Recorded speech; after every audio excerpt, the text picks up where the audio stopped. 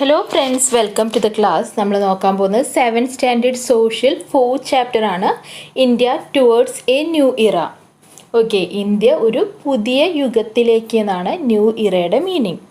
അപ്പോൾ ഈ ചാപ്റ്ററിൽ പറയുന്നത് എന്താ, ഇന്ത്യയിൽ നിലനിന്നിരുന്ന കുറേ അനാചാരങ്ങളൊക്കെ ഉണ്ടായിരുന്നു. സതി, പോളിഗമി, അതുപോലെ തന്നെ ഏർലി മാരേജ് ഓഫ് ചിൽഡ്രൻ, അതൊക്കെ എന്തായിരുന്നു, അതൊക്കെ നടന്നു പോന്നിരുന്ന ആചാരങ്ങളായിരുന്നു.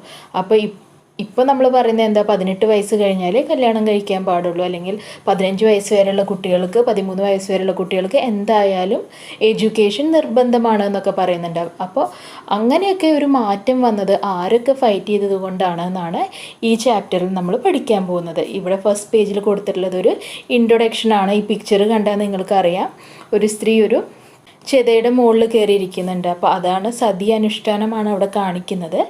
ഇറ്റ് വാസ് AD 1612-16 16 കാലഘട്ടത്തിൽ നടന്നൊരു കാര്യമാണ് പറയുന്നത്. സൂരത്തിലാണ് നടക്കുന്നത്. ഒരു ബനിയ വിഭാഗത്തിൽപ്പെട്ട ഒരാൾ മരിച്ചുപോയി. അപ്പോൾ അദ്ദേഹത്തിൻ്റെ ശരീരം ക്രിമേഷൻ ഗ്രൗണ്ടിലേക്ക്, അതായത് സംസ്കാരം ചെയ്യുന്ന ആ സ്ഥലത്തേക്ക് കൊണ്ടുപോവാണ്. 100 കണക്കിന് ആൾക്കാർ ശവശരീരത്തിൻ്റെ കൂടെ ആ ക്രിമേഷൻ ഗ്രൗണ്ടിലേക്ക്, ആ ദഹിപ്പിക്കാനുള്ള സ്ഥലത്തേക്ക് നടക്കുന്നുണ്ട്. അതിൽ എടുത്തു പറയുന്നൊരു കാര്യം എന്താ, അദ്ദേഹത്തിൻ്റെ ഭാര്യ കല്യാണത്തിനെന്ന പോലെ എല്ലാ ആഭരണങ്ങളും ഇട്ട് പുതിയ സാരിയൊക്കെ എടുത്ത് ഒരുങ്ങിയിട്ടാണ് പോകുന്നത്. ആ ഡെഡ് ബോഡി, ആ ശവശരീരം ആ കത്തിക്കാനുള്ള ചിതയുടെ മുകളിൽ വെക്കുന്നതും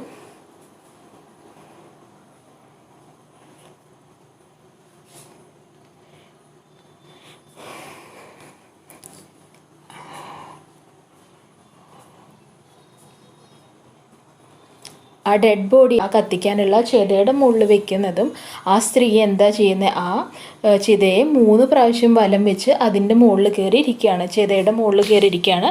പിക്ചർ നോക്കിക്കഴിഞ്ഞാൽ അറിയാം. പിന്നെ എന്താ ചെയ്യുന്നത്, ആ മരിച്ച അയാളുടെ തല എടുത്ത് അവരുടെ മടിയിലേക്ക് വെക്കുന്നുണ്ട്. ഓക്കെ, അപ്പോൾ എന്താണ് ഇവിടെ പറയുന്നത്, ഇവിടെ അവരുടെ ബിലീഫ് എന്താണ്, ആ കൂടി നിൽക്കുന്ന ആൾക്കാരുടെയൊക്കെ വിശ്വാസം എന്താണ്, ആ സ്ത്രീയും അയാളുടെ കൂടെ പരലോകത്തേക്ക് യാത്രയാവാണെന്നാണ് അവർ വിചാരിക്കുന്നത്. അതുകൊണ്ടാണ് ആ സ്ത്രീയെയും, ഭർത്താവ് മരിച്ചാൽ ഭാര്യയും കൂടി അദ്ദേഹത്തിൻ്റെ കൂടെ പോകണമെന്ന് പറയുന്നത്. അത് കഴിഞ്ഞിട്ട് എന്ത് ചെയ്യുന്നു, ഫയർവുഡ് വെക്കുന്നുണ്ട് അവർക്ക് ചുറ്റും, കത്തിക്കാനുള്ള മരക്കഷ്ണങ്ങൾ വെക്കുന്നുണ്ട്. അവരുടെ മേത്തേക്ക് എണ്ണയും അതുപോലെ തന്നെ നെയ്യും സുഗന്ധവ്യഞ്ജനങ്ങളും ഒക്കെ അവരുടെ മേത്തേക്ക് ഇങ്ങനെ തളിക്കുന്നുണ്ട്. പിന്നെ എന്താ ചെയ്യുന്നത്, and the fire is lit, ആ ചിതയ്ക്ക് തീ കൊളുത്തുകയാണ്.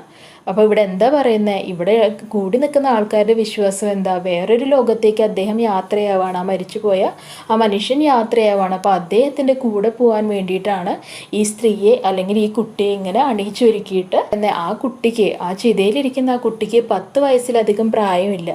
ആ കുട്ടി അയാളുടെ കൂടെ ജീവിച്ചിട്ട് പോലുമില്ല. പക്ഷേ എന്താണ്, അയാളുടെ ഭാര്യയാണെന്നൊരു പേരുള്ളത് കാരണം, അല്ലെങ്കിൽ അയാളുടെ ഭാര്യയായത് കാരണം ആ കുട്ടിക്ക് കൂടി അയാളുടെ കൂടെ ആ ചിതയിലിരുന്ന് എരിഞ്ഞടങ്ങേണ്ടി വന്നു എന്നാണ് പറയുന്നത്. ഓക്കെ, അപ്പം നമ്മൾക്കിപ്പോൾ വായിക്കുമ്പോൾ അതൊരു കഥ പോലെയൊക്കെ തോന്നുന്നുണ്ടാവും. പക്ഷേ ആക്ച്വലി എന്താണ്, ഇതൊക്കെ പണ്ട് നടന്നു വന്നിരുന്ന സംഭവങ്ങളാണ്. അപ്പോൾ ഇതെന്താ, ഇത് സതിയെക്കുറിച്ചാണ് പറയുന്നത്. പണ്ട് നിലനിന്നിരുന്ന ആ അനാചാരങ്ങളെക്കുറിച്ചാണ് ഈ ലെസൺ പറയുന്നത്. ആരൊക്കെ ഫൈറ്റ് ചെയ്തിട്ടാണ് ഇങ്ങനെയുള്ളതൊക്കെ ഇല്ലാണ്ടാക്കിയത്. This is a description of sati, an evil practice that prevailed in India. ഇന്ത്യയിൽ നിലനിന്നു പോന്ന ഒരു അനാചാരമാണ് സതി എന്ന് പറയുന്നത്. അതുപോലെ തന്നെ പല സോഷ്യൽ ഇവിൾസും, പല അനാചാരങ്ങളും അതുപോലെ തന്നെ ഇന്ത്യയിൽ നിലനിന്നു പോന്നിരുന്നു. അപ്പോൾ അതുപോലെ നിലനിന്നിരുന്ന കുറച്ച് അനാചാരങ്ങളെ കുറിച്ചാണ് ഇവിടെ പറഞ്ഞിട്ടുള്ളത്. ചൈൽഡ് മാരേജ്, ചെറുപ്രായത്തിൽ തന്നെ കുട്ടികളെ വിവാഹം കഴിച്ചു കൊടുക്കുക. പ്രൊഹിബിഷൻ ഓൺ വിഡോ റീമാരേജ്, ഭർത്താവ് മരിച്ച സ്ത്രീകൾക്ക് വീണ്ടും കല്യാണം കഴിക്കാനുള്ള അവകാശം നിഷേധിക്കുക. ഹ്യൂമൻ സാക്രിഫൈസ്, മനുഷ്യന്മാരെ ബലി കൊടുക്കാറുണ്ട് പല ചടങ്ങുകളുടെ പേരിലും. ഇപ്പോഴും നമ്മൾ പേപ്പറിലൊക്കെ വായിക്കുന്ന കാര്യമാണ്. ഫീമെയിൽ ഇൻഫാൻറ്റിസൈഡ്, എന്താ, പെൺകുട്ടികളെ, ശിശുഹത്യ, പെൺകുട്ടികളായതുകൊണ്ട് അവരെ കൊന്നുകളയുന്നു. സ്ലേവറി, അടിമത്വം. ഓക്കെ, ഇനി നമുക്ക് ഏതൊക്കെ എഴുതാം, പോളിഗമി എഴുതാം അല്ലേ, ഒന്നിൽ കൂടുതൽ ആൾക്കാരെ കല്യാണം കഴിക്കുന്നത് എഴുതാം. പിന്നെ എന്ത് എഴുതാം, കുട്ടികൾക്ക് പഠിക്കാനുള്ള അവകാശം നിഷേധിക്കുന്നുണ്ട്. അതൊക്കെ ഇങ്ങനെ അനാചാരങ്ങളുടെ ഭാഗമായിട്ട് നമുക്ക് വേണമെങ്കിൽ എഴുതാം. Several reform movements came up in the 19th century to fight against these evil practices. Social consciousness that developed due to English education and rational thinking led to these reform movements. Protest against the evil customs and superstitions, freedom of movement, spread of education, and a sense of pride of Indian culture were the common features of these movements. ഇങ്ങനെയുള്ള അനാചാരങ്ങൾക്ക് എതിരായിട്ട് പല രീതിയിലുള്ള പ്രതിഷേധങ്ങളും ഉയർന്നു വന്നു. Reform movements പറഞ്ഞാൽ എന്താ? പ്രതിഷേധങ്ങൾ. Social consciousness that develop due to English education and rational thinking led to these reform movements. ആൾക്കാരിൽ ഉണ്ടായിരുന്ന ഒരു സോഷ്യൽ കോൺഷ്യസ്നസ് എന്ന് പറഞ്ഞാൽ എന്തൊരു സാമൂഹ്യ ബോധം ആൾക്കാരിൽ ഉണ്ടാക്കിയത് എന്താണ്? ഇംഗ്ലീഷ് എഡ്യൂക്കേഷനും അതുപോലെ തന്നെ റാഷണൽ തിങ്കിങ്ങും, യുക്തിബോധത്തോടു കൂടി ചിന്തിക്കാനുള്ള കഴിവുമാണ് അവരെ കൊണ്ട് ഇങ്ങനെയുള്ള അനാചാരങ്ങൾക്ക് എതിരായിട്ട് പ്രവർത്തിക്കാൻ പ്രേരിപ്പിച്ചത്.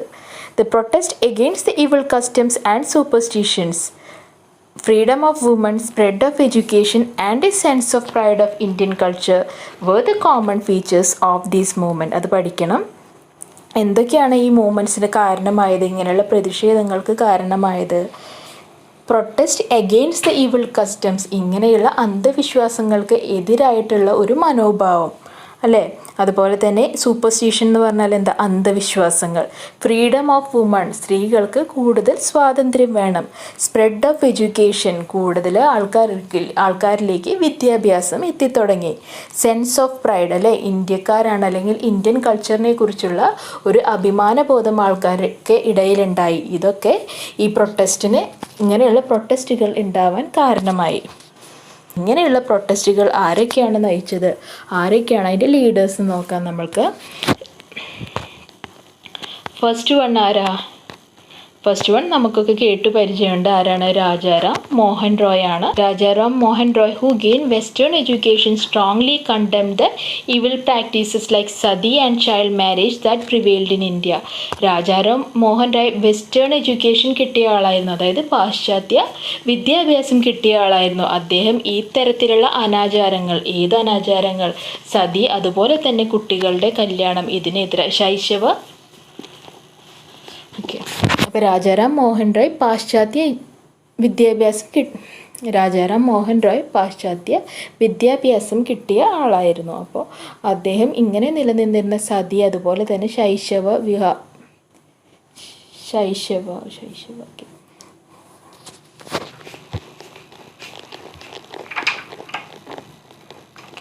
രാജാറാം മോഹൻ റോയ് പാശ്ചാത്യ വിദ്യാഭ്യാസം കിട്ടിയ ഒരു മനുഷ്യനായിരുന്നു. അപ്പോൾ അദ്ദേഹം ഇങ്ങനെ ഇന്ത്യയിൽ നിലനിന്ന് പോന്നിരുന്ന അനാചാരങ്ങളായ സതിക്കെതിരായിട്ടും അതുപോലെ തന്നെ ശൈശവ വിവാഹത്തിന് എതിരായിട്ടുമൊക്കെ ശബ്ദമുയർത്തി തുടങ്ങി. His campaign against sati persuaded Lord William Bentinck the British governor general to abolish sati. അദ്ദേഹത്തിൻ്റെ ഇങ്ങനെയുള്ള പ്രൊട്ടസ്റ്റുകൾ, ഇങ്ങനെയുള്ള പ്രതിഷേധങ്ങളൊക്കെ അക്കാലത്തെ ബ്രിട്ടീഷ് ഗവർണർ ജനറലായ വില്യം ബെൻറ്റിക്കിനെ സതി അബോളിഷ് ചെയ്യാൻ, സതിയെ തുടച്ചു നീക്കാനുള്ള ഉത്തരവ് പുറപ്പെടുവിക്കാൻ ഉള്ള കാരണമായി. He founded Brahma Samaj to propagate his ideology and gave the message that the ideals of all religions are basically the same. അദ്ദേഹത്തിന് ഇങ്ങനെയുള്ള ആ വിചാരങ്ങളൊക്കെ പോപ്പുലറൈസ് ചെയ്യാൻ വേണ്ടിയിട്ട്, എല്ലാവരിലേക്കും എത്തിക്കാൻ വേണ്ടിയിട്ട് ബ്രഹ്മസമാജ് പഠിക്കണം, ബ്രഹ്മസമാജ് എന്നുള്ളൊരു കൂട്ടായ്മ ഉണ്ടാക്കി. അതിലൂടെ അദ്ദേഹം എന്താണ് ചെയ്തത്? അദ്ദേഹം എല്ലാ റിലീജിയനും, എല്ലാ മതങ്ങളും ജാതിയും ഒക്കെ ഒന്ന് തന്നെയാണ്, അതിൻ്റെ കാമ്പ് എന്ന് പറയുന്നത് അല്ലെങ്കിൽ അതിൻ്റെ ബേസ് എന്ന് പറയുന്നതൊക്കെ ഒന്ന് തന്നെയാണെന്ന് എല്ലാവരിലേക്കും എത്തിക്കാൻ ശ്രമിച്ചു. He strongly believed caste system to be the major source of disparity in the Indian society. Strongly believed, എന്താണ് അദ്ദേഹം ഉറച്ചു വിശ്വസിച്ചിരുന്നത്? ഇന്ത്യക്കാർക്ക് ഇടയിലുള്ള ഈ ജാതി ഭേദങ്ങളാണ് അവർ തമ്മിൽ ഒത്തൊരുമയില്ലാത്തതിൻ്റെ പ്രധാന കാരണമെന്ന് വിശ്വസിച്ചു Rajaram Mohan Roy. He is known as the father of Indian renaissance. Rajaram Mohan Roy father of Indian renaissance, അതായത് നവോത്ഥാനത്തിൻ്റെ പിതാവ് എന്ന രീതിയിലും പ്രശസ്തനാണ്. ഓക്കെ, ഇതിൽ പഠിക്കേണ്ട മെയിൻ പോയിൻറ്റ്സ് ഏതൊക്കെയാണ്? അദ്ദേഹം സതിക്കെതിരായിട്ടും അതുപോലെ തന്നെ ചൈൽഡ് മാരേജിനും എതിരായിട്ടും ശബ്ദമുയർത്തി. അദ്ദേഹത്തിൻ്റെ ഇങ്ങനെയുള്ള പ്രൊട്ടസ്റ്റ് കാരണമാണ് അക്കാലത്തെ പ്രഭുവായ വില്യം ബെൻറ്റിക് സതിയെ അബോളിഷ് ചെയ്യാനുള്ള ഉത്തരവിറക്കിയത്. അദ്ദേഹം ബ്രഹ്മസമാജ് കണ്ടുപിടിച്ചു, അല്ലെങ്കിൽ ബ്രഹ്മസമാജിൻ്റെ ഫൗണ്ടറാണ്. എല്ലാ റിലീജിയനും സെയിം തന്നെയാണ് എന്നുള്ള മെസ്സേജാണ് കൺവേ ചെയ്തത്. പിന്നെ എന്തും പറഞ്ഞു, ഇന്ത്യക്കാർക്ക് ഇടയിലുള്ള ഡിസ്പാരിറ്റി, ഒത്തൊരുമ ഇല്ലാത്തതിൻ്റെ കാരണം അവിടെ നിന്നിരുന്ന കാസ്റ്റ് സിസ്റ്റമാണ്, ജാതി വ്യവസ്ഥയാണെന്ന് പറഞ്ഞു. He's also known as the father of Indian റൈസൻസ്, ഇന്ത്യയുടെ നവോത്ഥാനത്തിൻ്റെ പിതാവ് എന്നറിയപ്പെടുന്നത് രാജാറാം മോഹൻ റോയാണ്. നെക്സ്റ്റ് പറയുന്ന ആരാ? Swami Dayananda Saraswati. Swami Dayananda Saraswati was the leader of Indian risings who attacked caste system and condemned idol worship. To disseminate his ideology, he founded Arya Samaj. He gave the call to go back to Veda. Dayananda സരസ്വതിയെ പറ്റിയാണ് പറയുന്നത്. Who attack the caste system, ജാതി വ്യവസ്ഥയും അതുപോലെ തന്നെ Idol worship എന്ന് പറഞ്ഞാൽ എന്താ, വിഗ്രഹ ആരാധനയും കണ്ടം ചെയ്ത, എതിർത്തിരുന്ന ഒരാളായിരുന്നു സ്വാമി ദയാനന്ദ സരസ്വതി. അതായത് നവോത്ഥാനത്തിൻ്റെ നായകന്മാരിൽ പ്രധാനപ്പെട്ട ഒരാളായിരുന്നു സ്വാമി ദയാനന്ദ സരസ്വതി. അദ്ദേഹത്തിൻ്റെ സംഘടനയുടെ പേര് ആര്യ സമാജ് എന്നാണ്. ഹി ഗേവ് ദ കോൾ, അദ്ദേഹം കൊടുത്തിരുന്ന മെസ്സേജ് എന്താണ്? To go back to Vedas, വേദങ്ങളിലേക്ക് തിരിച്ചു പോവുക എന്നുള്ള മെസ്സേജാണ് അദ്ദേഹത്തിൻ്റെ ആര്യ സമാജത്തിലൂടെ എല്ലാവർക്കും കൊടുത്തു വന്നിരുന്നത്. ഓക്കെ, അപ്പോൾ രാജാറാം മോഹൻ റോയ് ഇതിൻ്റെ കേസിലാണ് പറഞ്ഞത്, സതിയും ചൈൽഡ് മാരേജും എതിരായിട്ടുള്ള പ്രൊട്ടസ്റ്റാണ് പറഞ്ഞത്. സ്വാമി ദയാനന്ദ സരസ്വതി ചെയ്തത് എന്താ? ഐഡൽ വർഷിപ്പും കാസ്റ്റ് സിസ്റ്റത്തിനും എതിരായിട്ടുള്ള പ്രൊട്ടസ്റ്റാണ്. സ്വാമി ദയാനന്ദ സരസ്വതിയുടെ ഓർഗനൈസേഷൻ എന്ന് പറഞ്ഞാൽ ആര്യ സമാജാണ്. രാജാറാം മോഹൻ റോയുടെ ആണെങ്കിൽ അത് ബ്രഹ്മ സമാജാണ്. ഓക്കെ, ഓരോ ലീഡേഴ്സും ഓരോ സിസ്റ്റത്തിനെതിരായിട്ടാണ്. ചിലർ കാസ്റ്റ് സിസ്റ്റത്തിനെതിരായിട്ടാണ്, ചിലർ സതിക്കെതിരായിട്ടാണ്, ചിലർ ഐഡൽ വർഷിപ്പ് അതായത് വിഗ്രഹ ആരാധനയ്ക്കെതിരായിട്ടാണ് പ്രൊട്ടസ്റ്റ് ചെയ്തത്. അപ്പോൾ ആരൊക്കെ എന്തിനെതിരെയാണ് പ്രൊട്ടസ്റ്റ് ചെയ്തത്, അതുപോലെ തന്നെ അവരുടെ ഓർഗനൈസേഷൻ, അവർ ഫോം ചെയ്ത ഓർഗനൈസേഷൻ എന്താ, ബ്രഹ്മ സമാജാണോ ആര്യ സമാജാണോ, അതിലൂടെ അവർ എന്ത് മെസ്സേജാണ് കൊടുത്തത്, അതാണ് നമ്മൾക്കിവിടെ പഠിക്കാനുള്ളത്. ഓക്കെ, അപ്പോൾ Jyotirao Phule condemned caste system and promoted widow remarriage. He argued that free and compulsory education should be provided to children up to 12 years and gave primary concern to the education of weaker section and women. For these purposes, he found Satya Shodak Samaj. Okay. അപ്പോൾ ജ്യോതിറാവ് ഫുലെ എന്തിനെതിരായിട്ടാണ് പ്രവർത്തിച്ചത്? Cast system, ജാതി വ്യവസ്ഥയ്ക്കെതിരായിട്ടും അതുപോലെ തന്നെ widow remarriage, വിധവകളുടെ രണ്ടാം വിവാഹത്തിനെ promote ചെയ്യാൻ വേണ്ടിയിട്ടും അതിനെ support ചെയ്യാൻ വേണ്ടിയിട്ടുമാണ് ജ്യോതിറാവ് ഫുലെ പ്രവർത്തിച്ചത്. അദ്ദേഹം എന്താണ് പറഞ്ഞത്? Free and compulsory education to all children up to 12 years. 12 വയസ്സ് വരെയുള്ള എല്ലാ കുട്ടികൾക്കും, ആൺകുട്ടി ആയിക്കോട്ടെ പെൺകുട്ടി ആയിക്കോട്ടെ, നിർബന്ധിതമായും അതുപോലെ തന്നെ സൗജന്യമായിട്ടും primary concern to education of weaker section. കൂടുതൽ ഇമ്പോർട്ടൻസ് കൊടുത്തത് എന്തിനാ? Weaker sections of the society, അതുപോലെ തന്നെ സ്ത്രീകൾക്കുമാണ്. സെക്ഷൻസ് എന്ന് പറഞ്ഞാൽ എന്താ? അധസ്ഥിത വിഭാഗത്തിനും അതുപോലെ തന്നെ സ്ത്രീകൾക്കുമാണ് എഡ്യൂക്കേഷനിൽ ഊന്നൽ കൊടുത്തത്. ഇങ്ങനെയുള്ള കാര്യങ്ങൾക്കൊക്കെ വേണ്ടി അദ്ദേഹം ഫോം ചെയ്ത ഓർഗനൈസേഷനാണ് എന്ത്? സത്യ ശോധക് സമാജ്. നെക്സ്റ്റ് പറയുന്നത് പണ്ഡിത രമാബായി ആണ്. പണ്ഡിത രമാബായി ഫോം ചെയ്തത് എന്താ? ആര്യ മഹിളാ സഭയാണ്. അത് വർക്ക് ചെയ്തിരുന്നത് എന്തിനു വേണ്ടിയിട്ടാണ്? അപ്ലിഫ്റ്റ്മെൻറ്റ് ഓഫ് വുമൺ, സ്ത്രീകളുടെ ഉയർച്ചയ്ക്ക് വേണ്ടിയിട്ടാണ്. She fought against social inequalities faced by woman and work tirelessly for woman's education and the empowerment. Empowerment എന്ന് പറഞ്ഞാൽ എന്താ? ശാക്തീകരണം, സ്ത്രീ ശാക്തീകരണത്തിന് വേണ്ടിയും അതുപോലെ തന്നെ സമൂഹത്തിൽ നിലനിന്നിരുന്ന പക്ഷഭേദങ്ങളുണ്ടാവും സ്ത്രീകളും പുരുഷന്മാരും തമ്മിൽ, അതിനെതിരായിട്ടും അതുപോലെ തന്നെ സ്ത്രീകളുടെ എഡ്യൂക്കേഷന് വേണ്ടിയിട്ടും അവരുടെ വിദ്യാഭ്യാസത്തിന് വേണ്ടിയിട്ടും പ്രവർത്തിച്ചു വന്നിരുന്നതായിരുന്നു പണ്ഡിത രമാബായി. അവർ ഫോം ചെയ്തിരുന്ന ഓർഗനൈസേഷൻ ആര്യ മഹിളാ സഭയാണ്. നെക്സ്റ്റ് പറയുന്നത് സർ സയ്യിദ് അഹമ്മദ് ഖാൻ ആണ്. Sir Syed Ahmed Khan led the movement for the spread of modern education among Muslims. He established Mohammedan Anglo-Oriental College at Aligarh that later became the famous Aligarh Muslim University. One of his remarks on Hindu-Muslim unity is given below. Both Hindus and Muslims breathe the air of India, drink the water of Ganga and Yamuna. We both feed upon the products of the Indian soil. We are together in life and death. അദ്ദേഹം importance കൊടുത്തിരുന്നത് എന്തിനാ? ആധുനികമായ വിദ്യാഭ്യാസം മുസ്ലിം സമുദായത്തിൻ്റെ ഇടയിൽ എത്തിക്കാൻ വേണ്ടിയാണ് sir Syed Ahmed Khan പ്രവർത്തിച്ചത്. അദ്ദേഹം ആ സമയത്ത് എസ്റ്റാബ്ലിഷ് ചെയ്ത കോളേജാണ് ഏത്? മുഹമ്മദിയൻ ആംഗ്ലോ ഓറിയൻ്റൽ കോളേജ് അലിഗറിലുള്ളത്. ഇപ്പോൾ അത് ഏത് പേരിലാണ് പ്രശസ്തം? നിങ്ങൾ കേട്ടിട്ടുണ്ടാവും, അലിഗർ മുസ്ലിം യൂണിവേഴ്സിറ്റി എന്ന പേരിലാണ് ഇപ്പോഴത് അറിയപ്പെടുന്നത്. അദ്ദേഹം പറഞ്ഞ ഹിന്ദു മുസ്ലിം ഐക്യത്തെക്കുറിച്ചുള്ള വേർഡ്സാണ് ഇവിടെ കൊടുത്തിരിക്കുന്നത്. ബോത്ത് ഹിന്ദുസ് ആൻഡ് മുസ്ലിംസ്, ഹിന്ദുക്കളും മുസ്ലിംകളും ഇന്ത്യയിലെ വായു ശ്വസിച്ചാണ് ജീവിക്കുന്നത്. അവർ കുടിക്കുന്നത് ഗംഗയിലെയും യമുനയിലെയും വെള്ളം തന്നെയാണ്. നമ്മൾ ഭക്ഷിക്കുന്ന സാധനങ്ങളൊക്കെ ഇന്ത്യൻ മണ്ണിൽ ഉണ്ടാക്കിയതാണ്. നമ്മൾ ജനിക്കുന്നത് ഒരുമിച്ചാണ്, നമ്മൾ മരിക്കാൻ പോകുന്നതും ഒരുമിച്ച് തന്നെയാണ്, അല്ലേ? അപ്പോൾ അതാണ്, അങ്ങനെയുള്ളൊരു ഇമ്പോർട്ടൻ്റ് ആയിട്ടുള്ള മെസ്സേജാണ് അദ്ദേഹത്തിൻ്റെ വേർഡ്സിലൂടെ സമുദായത്തിൽ മുഴുവൻ എത്തിക്കാൻ ശ്രമിച്ചത്. നെക്സ്റ്റ് പറയുന്നത് എന്താ? സ്വാമി വിവേകാനന്ദയെക്കുറിച്ചാണ്. Swami Vivekananda fought against the caste inequalities and promoted education among woman. അദ്ദേഹം ജാതി വ്യവസ്ഥയ്ക്കെതിരായിട്ടാണ് ഫൈറ്റ് ചെയ്തത്, അതുപോലെ തന്നെ സ്ത്രീകളുടെ വിദ്യാഭ്യാസത്തിന് വേണ്ടിയിട്ടും. He gave emphasis to the universal brotherhood and remarked, "For our own motherland, a junction of the two great systems, Hinduism and Islam, is the only hope." He was a disciple of Sri Ramakrishna Paramhamsa. He founded the Ramakrishna Mission to propagate the teachings of his master. The mission established several educational institutions all over India. He played an important role in the awakening the nationalistic feeling and self-respect among Indians. അപ്പോൾ സ്വാമി വിവേകാനന്ദയെക്കുറിച്ച് ഇവിടെ എന്താ പറയുന്നത്? Fight ചെയ്തത് cast inequalities, അതായത് ജാതിപരമായ വ്യത്യാസങ്ങൾ, ജാതിയുടെ പേരിലുള്ള ഭിന്നതകൾക്കെതിരായിട്ടും സ്ത്രീകളുടെ വിദ്യാഭ്യാസത്തിന് വേണ്ടിയുമാണ് അദ്ദേഹം പ്രവർത്തിച്ചത്. അദ്ദേഹം യൂണിവേഴ്സൽ ബ്രദർഹുഡിന്, അതായത് സാഹോദര്യത്തിന് ഇമ്പോർട്ടൻസ് കൊടുത്തിരുന്നു. അദ്ദേഹം പറഞ്ഞ വേർഡ്സാണ് കൊടുത്തിട്ടുള്ളത്. മഹത്തായ രണ്ട് വ്യവസ്ഥകളായ ഹിന്ദുയിസവും, അതായത് ഹൈന്ദവികതയും, അതുപോലെ തന്നെ ഇസ്ലാമികതയുടെയും കൂടിച്ചേരലിലാണ് ഈ നാടിൻ്റെ പ്രതീക്ഷ. അങ്ങനെ പറഞ്ഞാൽ എന്താ? എല്ലാവരും ബ്രദേഴ്സ് ആൻഡ് സിസ്റ്റേഴ്സ് ആണല്ലേ. ഒരു യൂണിവേഴ്സൽ ആയിട്ടുള്ള സാഹോദര്യം എല്ലാവരുടെ ഉള്ളിലും ഉണ്ടാവണമെന്ന് അദ്ദേഹം പറഞ്ഞിരുന്നു. അദ്ദേഹത്തിൻ്റെ ഗുരു ശ്രീ രാമകൃഷ്ണ പരമഹംസയായിരുന്നു.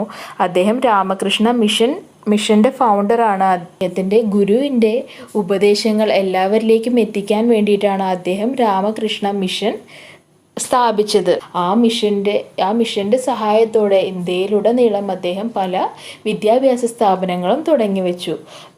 ഇക്കാരിൽ എല്ലാവരിലും ഒരു ദേശീയ ബോധം വളർത്താനും അതുപോലെ തന്നെ അവരിലൊരു ആത്മാഭിമാനം ഉണ്ടാക്കാനും ശ്രീ വിവേകാനന്ദൻ വഹിച്ച പങ്ക് ചെറുതല്ല എന്നാണ് പറയുന്നത്. പറഞ്ഞ കാര്യങ്ങൾ ഏതൊക്കെയാ? സ്വാമി വിവേകാനന്ദ കാസ്റ്റ് ഇൻഇക്വാലിറ്റിക്ക് എതിരായിട്ടും അതുപോലെ തന്നെ വിമൻ എഡ്യൂക്കേഷൻ ഇമ്പോർട്ടൻസ് കൊടുത്തിട്ടാണ് പ്രവർത്തിച്ചത്.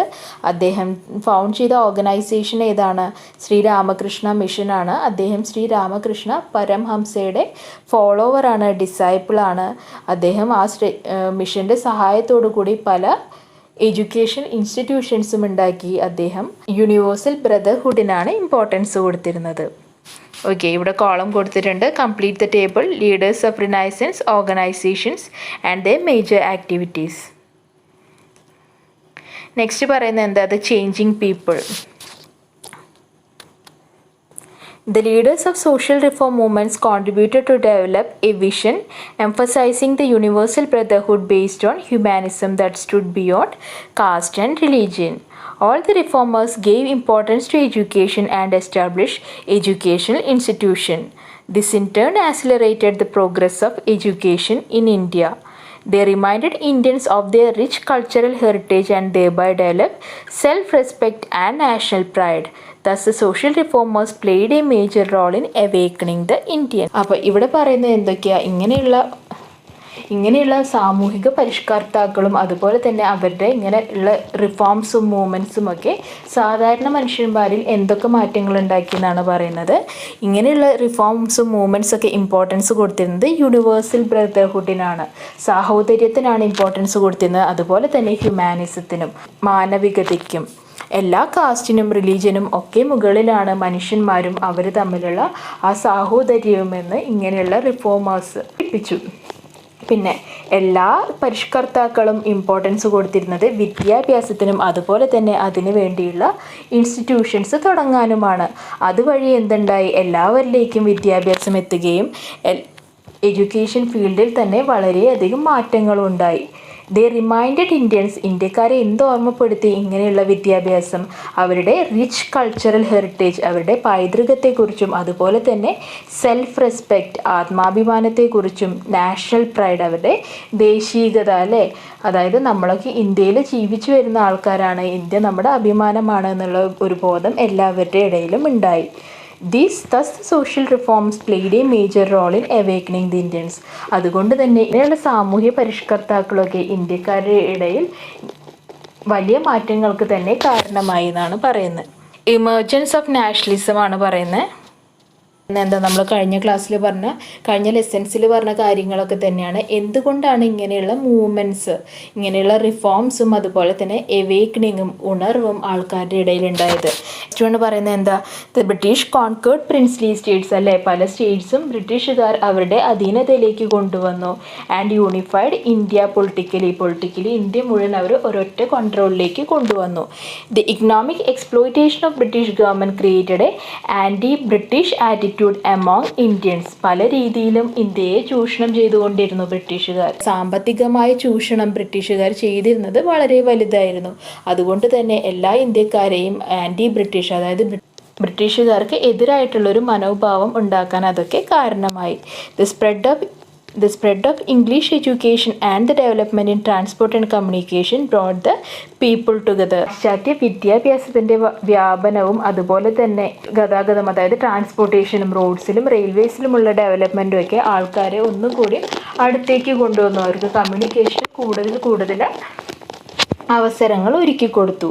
The strategies adopted by the British to suppress first war of Indian independence created a national consciousness and made people think that they belonged to the same country. First war of Indian independence നടന്നു. അത് തോൽവിയായിരുന്നു എന്ന് നമ്മൾ പഠിച്ചു അല്ലേ. പക്ഷേ തോൽവിയായിരുന്നെങ്കിലും അതിനെ അടിച്ചമർത്താൻ വേണ്ടി ബ്രിട്ടീഷുകാർ എടുത്തിരുന്ന സ്റ്റെപ്സ്, അത് കൈകാര്യം ചെയ്ത രീതിയൊക്കെ ഇന്ത്യക്കാരുടെ ഇടയിൽ ബ്രിട്ടീഷുകാർക്ക് എതിരായിട്ടുള്ളൊരു മനോഭാവം ഉണ്ടാക്കാനുള്ള റീസണായി എന്നാണ് പറയുന്നത്. ഓക്കെ, പിന്നെന്താ പറയുന്നത്? These factors help to develop a sense of unity among Indians. Indian nationalism is the sense of oneness beyond religious, linguistic and regional diversities. നമ്മളെല്ലാവരും ഒന്നാണ്, നമ്മളെല്ലാവരും ഇന്ത്യക്കാരാണ് എന്നുള്ളൊരു ബോധം ഇന്ത്യക്കാരിൽ വളർത്താൻ സഹായകമായി. ഇന്ത്യൻ നാഷണലിസം എന്ന് പറഞ്ഞാൽ എന്താണെന്ന് ഇവിടെ കൊടുത്തിട്ടുണ്ട്, പഠിക്കണം. Is A sense of oneness beyond religions, linguistic and regional diversity. മതപരമായ വ്യത്യാസങ്ങൾ, ഹിന്ദു മുസ്ലിം എന്നുള്ള വ്യത്യാസം ഇല്ലാതെ ലിംഗ്വിസ്റ്റിക്, ഭാഷയിലുള്ള വ്യത്യാസങ്ങൾ, റീജിയണൽ പ്രാദേശികമായ വ്യത്യാസങ്ങൾ അല്ലേ. ബീഹാരിയാണോ, ആസാമിയാണോ, കേരളമായിട്ടാണോ, ബാങ്കിലുള്ള വ്യത്യാസങ്ങൾ ഒന്നുമില്ലാതെ ഇന്ത്യക്കാരുടെ ഇടയിൽ ഒരു സെൻസ് ഓഫ് യൂണിറ്റി ഉണ്ടായി, ഒരു ഒത്തൊരുമ ഉണ്ടാക്കാൻ ഈ മേൽപ്പറഞ്ഞ കാര്യങ്ങളൊക്കെ ഒരു റീസണായി എന്നാണ് പറയുന്നത്. ഓക്കെ, ജവഹർലാൽ നെഹ്റു പറഞ്ഞ കുറച്ച് വേർഡ്സ് എഴുതിയിട്ടുണ്ട്, നിങ്ങൾ ജസ്റ്റ് ഒന്ന് വായിച്ചു നോക്കുക. ഇനി നെക്സ്റ്റ് എന്താ പറയുന്നത്? The development of nationalism accelerated the Indian efforts to liberate from the British. This enhance the relevance of various movements for independence. ഇന്ത്യക്കാരുടെ ഇടയിലൊരു ദേശീയത ഉണ്ടാക്കി അല്ലേ. നമ്മളെല്ലാവരും ഒന്നാണെന്നുള്ള ആ ഒരു ബോധം ബ്രിട്ടീഷുകാർക്ക് എതിരായിട്ട് ഫൈറ്റ് ചെയ്യാനുള്ള ഒരു ഇമ്പോർട്ടൻറ്റ് റീസണായി എന്നാണ് പറയുന്നത്. ഇവിടെ എന്താ പറയുന്നത്? ദേശീയത, അതായത് നമ്മളെല്ലാവരും ഒന്നാണെന്നുള്ള ഒരു ആ ഫീലിംഗ് ഉണ്ടാക്കാൻ സഹായിച്ച എഴുത്തുകാരൊക്കെയാണ്? ബങ്കിം ചന്ദ്ര ചാറ്റർജി, രവീന്ദ്രനാഥ് ടാഗോർ, മുഹമ്മദ് ഇക്ബാൽ, ലക്ഷ്മിനാഥ് ബെസ്ബാരുവ, അൽതാഫ് ഹുസൈൻ.